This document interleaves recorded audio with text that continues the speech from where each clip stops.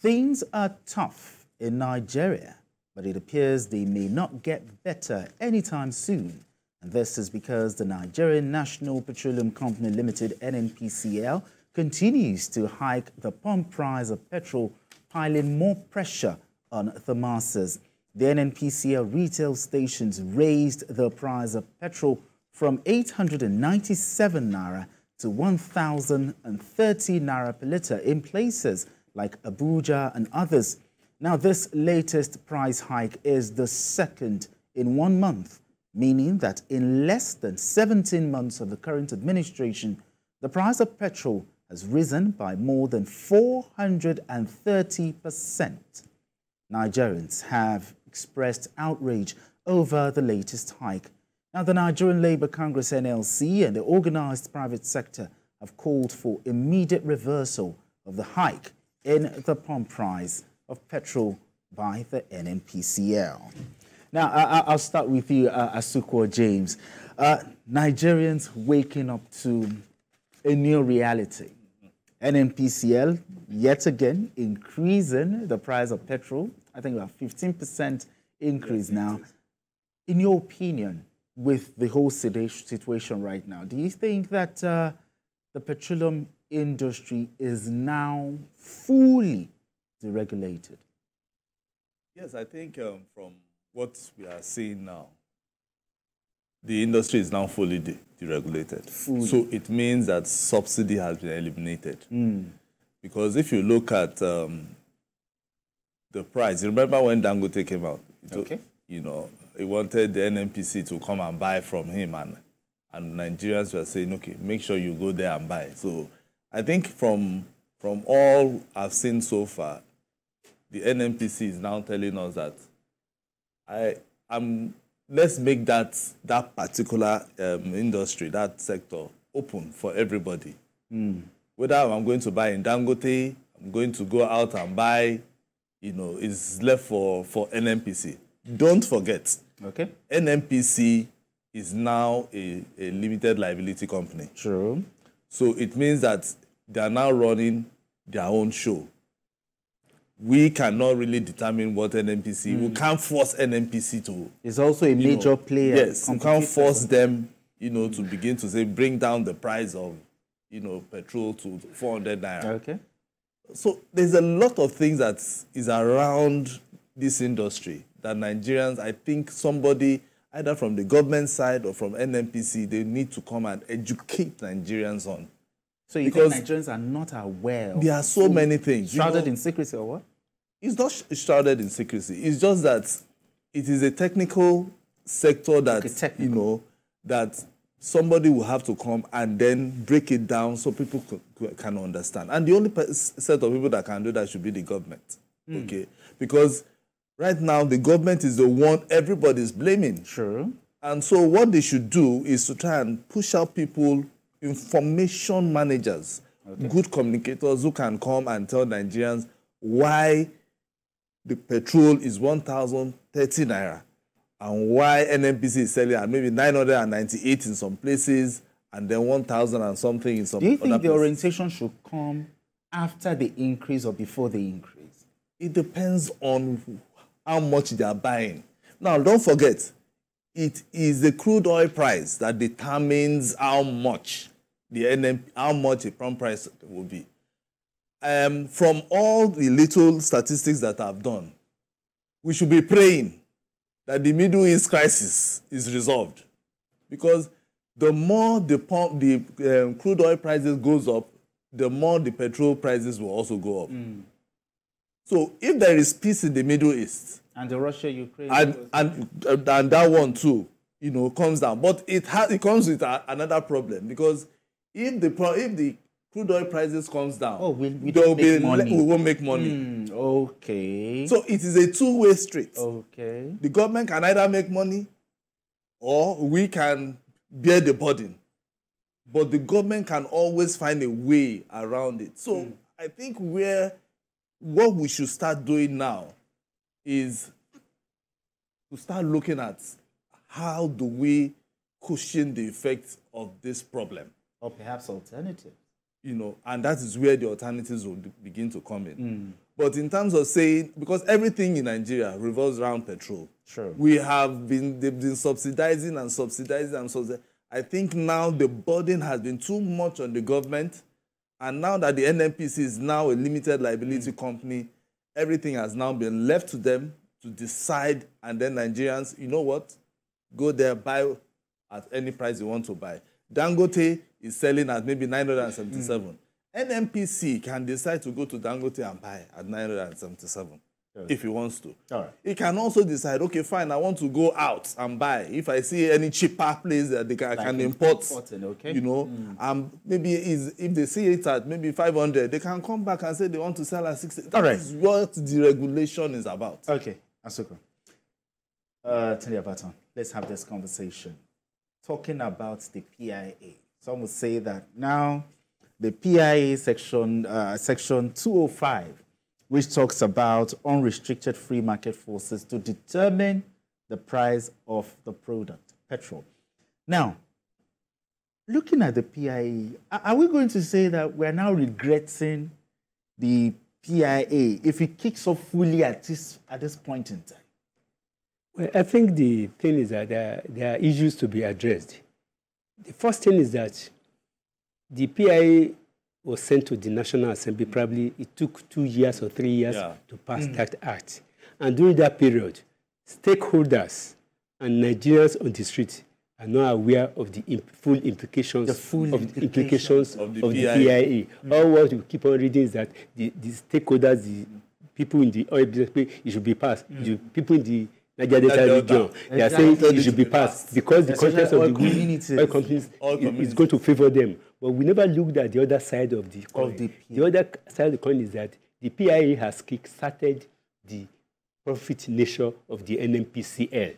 The NNPC, Nigerian National Petroleum Commission, died with the passage of the PIA Act.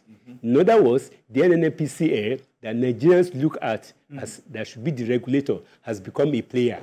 It has become part of the industry. It has become like a normal that a company that must survive. If a company must survive, you must be free, like that section dictated, to determine how you want to remain relevant. And look, you are saying the timing. At any point in time, it is things are very tough in Nigeria. There's no doubt about that. But at every point in time, somebody will take a very bold decision. A very difficult decision to either sink or to swim. Because when are you going to take that decision to move forward or to stay or to keep on using the money that should be used to develop the country? Mind you, the government is in serious financial problem. Why? Because probably as we speak now, 97% of Nigeria's money is being used to service debt. And when you have a huge debt hanging around you, then you have to move forward. I think it's now 93. Yes. But then now, when you look at the remaining 26%, is it enough to run Nigeria? The answer may be no. So I think the solution there is that, look, as things are now, Nigerians have no choice than to get the government to fix certain infrastructures that will provide alternative to the cost of fuel. If there is no alternative, then the people will keep on suffering. But the thing is that this is the best time for us. See, when the going gets tough, only the tough can get going. Things are tough now, not only in Nigeria. He mentioned the Middle East. And what I have always been telling people is that, should we be praying that the price of crude oil, of which Nigeria is a beneficiary, of which Nigeria is a major player in the whole world, should we be praying that it should come down? If it comes down, our earnings will come down. And mind you, besides those limited earnings, the OPEC quota for Nigeria is 2.5 million barrels per day. We are not even up till now. We are just managing to have 1.7 million barrels. So if it comes down, you are unable to meet your quota, you will lose money. And if it remains up, you are importing fuel, you will have to pass the burden down to the people. And if the government is no more in a situation, I think the unfortunate thing is that the NNPC, the old NNPC, has been left to be a feeding bottle for a very long time. So when you want to take a feeding bottle from a baby, the woman will have sleepless nights because the baby will cry throughout all the night. Maybe 3 months, maybe 6 months, the baby will disengage. So what is happening now is that they have taken the feeding bottle away from Nigerians. That is why things are very hard for us. If we have planned for it for 5 years, like, look, personally, I believe that when President Olusegun Obasanjo sold the refineries in 2006, if the government that took over from him had allowed that sale to remain, perhaps those who bought the 3 refineries would have fixed them and we will not be in this situation now. Because as it is now, Nigeria is supposed to be earning, to be making more money from the situation in the Middle East. When we make more money, we'll be able to cater for our population. Yeah. Because in the 70s, when we had the oil boom, the population of Nigeria was hovering between 40 and 50 million. Now, today, when we cannot even make up to our 2.5 million quota by OPEC, the population is over 220 million with 36 states of the country. Now, that's our problem. I'm still looking at the area of timing because there are those who think that Nigeria is not yet ripe for food deregulation. What do you tell those people? There's no time. Someone said tough decisions to be made. 2012, we should have done because Nigeria was robust. The economy was robust then. But now, even when we sold those refineries, we would have sold those refineries way back. Way back there. And then those refineries, maybe they would have been working by now. So we will not be talking about either. By then, maybe the regulation would have started and then would have forgotten about this suffering by now, you know. So, but there's no time that we can't take tough decisions. Because, let me tell you, we are just saying that Nigeria is still the giant of Africa, blah, blah, blah, blah. The government is bleeding. But they won't tell you. There's no money to do some certain things.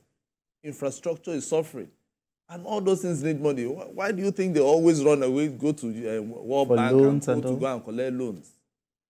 Nigeria shouldn't be going out to collect loans anymore. We should be down here knowing that, okay, some states are making money, you export and you are making foreign exchange for yourself, and then things are moving. But we have to always go cap in hand all the time to outside Nigeria for us to be making. So I think if we don't take that decision now, I'm not sure President Tinubu is happy that he's taking this decision. So there's never a time to take a tough decision. So if he doesn't take it now, and maybe after his tenure, that same government will still come, because we will still be struggling and borrowing, and at the end of the day, one day Nigeria will collapse. Let's hope that day will not come. But the ripple effect. Now that petrol has now, right from for about 17 months, petrol increased by about 430%. How long is this painful experience going to last? Is there a time frame where we'll start smiling? You see, the economy of any country, no country is an island to itself. It's subject to the vagaries of the international economy. All right, Tunde Abaton, let me just pause your thoughts there. We have a caller, okay, who's joined us via telephone. Hello, good evening. Thank you so much for joining us. Good evening. This is Henry Obadiah from Obalende. All right, Henry, let's talk. Yes. I want to commend you people for your work, but I have something to say. Okay. The gentleman there said something that when you give a baby feeding bottle and you win the baby, the mother will have sleepless nights. But before the mother wins the baby, I'm sure that there's an alternative for that child. She makes provision for solid food or for an alternative. What alternative have you people helped us to ask the government if they've made for Nigerians? Regarding the refineries and all that, you just talk about if they have sold it since. By now, would have you asked the question, critical question? You people are journalists. You are media people. Let's don't pretend and face the right situation we're facing. What alternative are they putting in place? Critical infrastructure. Dangote has come upstream. There's so much fraud and so much deception going on. All right, thank you very much. All right, thank you. Thank you very much. Well, he actually talked about the feeding bottle, but he's pained just like many Nigerians right now. All Nigerians the time all Nigerians are paid. All Nigerians are paid because everybody is spending more than ordinarily have paid. Everybody is paid. Like what is happening? I'll tell you. But my own attitude is that now this government came in 17 months ago. The president did not pretend and he did not postpone the evil day. He announced the removal of subsidy the same day. And the following weeks or so, or month, when they started sharing money. Because the truth of the matter is that there are 811 governments in Nigeria. Why? So we have a federal government, we have 36 state governments, we have 774 local governments, including 775, including the Federal Capital Territory. Each of them collects money every month. And each of them have been collecting more than what they are supposed to have been collecting since June last year.